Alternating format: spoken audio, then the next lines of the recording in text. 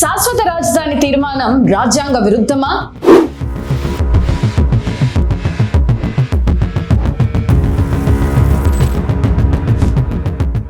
ఆంధ్రప్రదేశ్ ఏకైక రాజధానిగా అమరావతికి శాశ్వత హోదా కల్పించే దిశగా ప్రభుత్వం అడుగులు వేస్తుంటే ప్రతిపక్ష వైఎస్ఆర్సీపీ మాత్రం దీన్ని రాజ్యాంగపరంగా సవాలు చేస్తుంది. రాజధాని విషయంలో గత 5 ఏళ్లుగా సాగుతున్న చర్చ ఇప్పుడు సరికొత్త మలుపు తిరిగింది. శాశ్వత రాజధాని అనే పదం రాజ్యాంగ విరుద్ధమని, ఇది ఇతర ప్రాంతాల అభివృద్ధిని కుంటుపరుస్తుందని వైఎస్ఆర్సీపీ నేతలు ఆరోపిస్తున్నారు. శ్రీకాకుళం జిల్లా మూలపేటలో జరిగిన పార్టీ కార్యక్రమంలో ఈ అంశంపై హాట్ డిబేట్ నడిచింది.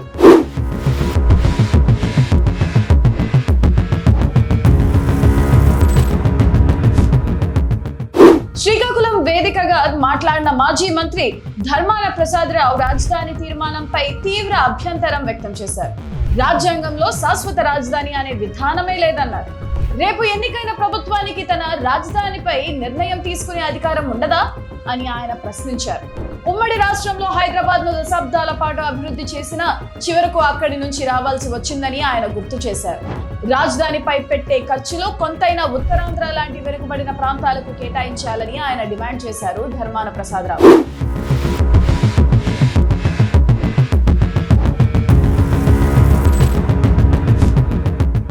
పరిపాలనలో వికేంద్రీకరణ ఉండాలన్నదే వైఎస్ఆర్సీపీ ప్రాథమిక సిద్ధాంతమని ధర్మాన స్పష్టం చేశారు. గత ప్రభుత్వ హయాంలో అన్ని ప్రాంతాలను సమానంగా చూడాలనే లక్ష్యంతోనే 3 రాజధానుల ప్రతిపాదన తెచ్చారని ఆయన సమర్థించారు. రాష్ట్ర వ్యాప్తంగా పోర్టులు, ప్రాజెక్టుల ద్వారా అభివృద్ధిని అన్ని జిల్లాలకు పంచాలనే స్ఫూర్తి ప్రస్తుత ప్రభుత్వంలో లోపించిందని ఆయన విమర్శించారు. ఇదే సమయంలో మండలిలో ప్రతిపక్ష నేత బొత్స సత్యనారాయణ కూడా అసెంబ్లీలో చేసిన తీర్మానం చట్టబద్ధంగా నిలబడదని వ్యాఖ్యానించారు.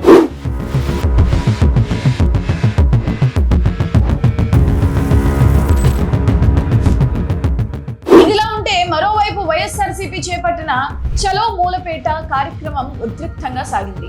మూలపేట పోర్టుకు సంబంధించి అన్ని అనుమతులు తెచ్చి నిధులు కేటాయించింది తామేనని వైఎస్ఆర్సీపీ నేతలు వాదిస్తున్నారు.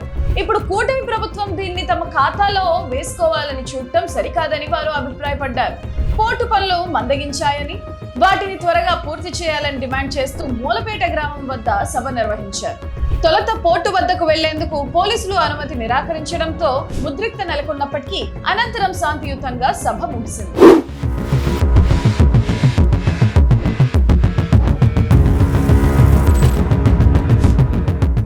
అమరావతిని శాశ్వత రాజధానిగా స్థిరీకరించేందుకు ప్రభుత్వం చట్టపరమైన చర్యలు చేపడుతుంటే ప్రతిపక్షం మాత్రం వికేంద్రీకరణ మంత్రాన్ని పఠిస్తుంది.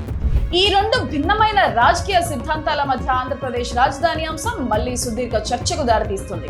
మరి భవిష్యత్తులో ఈ శాశ్వత రాజధాని తీర్మానం చట్టబద్ధంగా ఎలా నిలబడుతుందో వేచి చూడాలి.